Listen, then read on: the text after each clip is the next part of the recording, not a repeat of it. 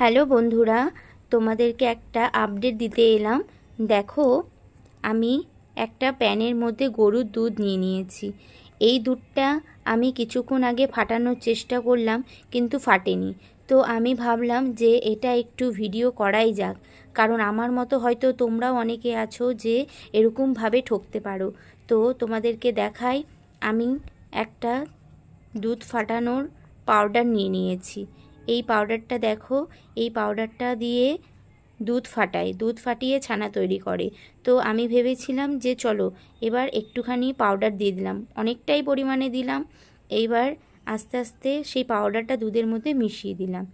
দেখো, এবার আমি আস্তে আস্তে গ্যাসটাকে বাড়িয়ে দিলাম। বাড়িয়ে দেওয়ার পর দুধটা আস্তে আস্তে ফুটে উঠবে। দেখো, দুধটা টকবক করে ফুটে উঠলো, কিন্তু তোমরা একটা জিনিস লক্ষ্য করো, দুধ কিন্তু কোনো রকম ফাটেনি। দেখো, তোমাদের আবার দেখায়, দুধ কিন্তু কোনো রকম ফাটেনি। কিন্তু যদি ভালো দুধ হতো, এতক্ষণে সেই দুধটা ফেটে গিয়ে ছানা হয়ে যেত।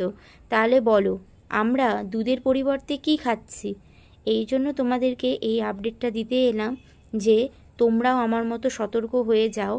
আমি বুঝতে পারিনি যে এরকম দুধ হবে। ছেলেকে দুধ খেতে দিতাম, কিন্তু সে দুধ খেত না, তো অত তো বোঝা যেত না।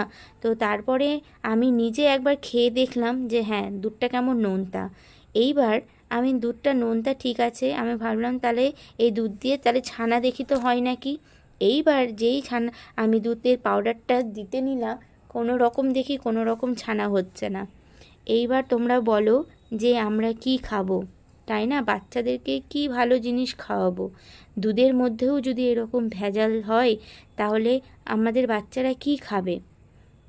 এটা গরুর দুধ নাকি কি দিয়েছে তোমরা বলো। এই জন্য ভাবলাম যে গরুর দুধ আবার এইরকম হতে পারে ডুপ্লিকেসি, সত্যি আমার জানা ছিল না, তাই এই ভিডিওটা করলাম।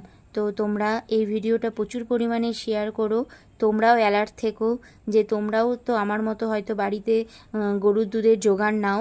তো যাই হোক, এই জন্য ভিডিওটা করলাম। ভালো লাগলে অবশ্যই শেয়ার করো, আর আশা করি তোমরা অবশ্যই শেয়ার করবে ভিডিওটা।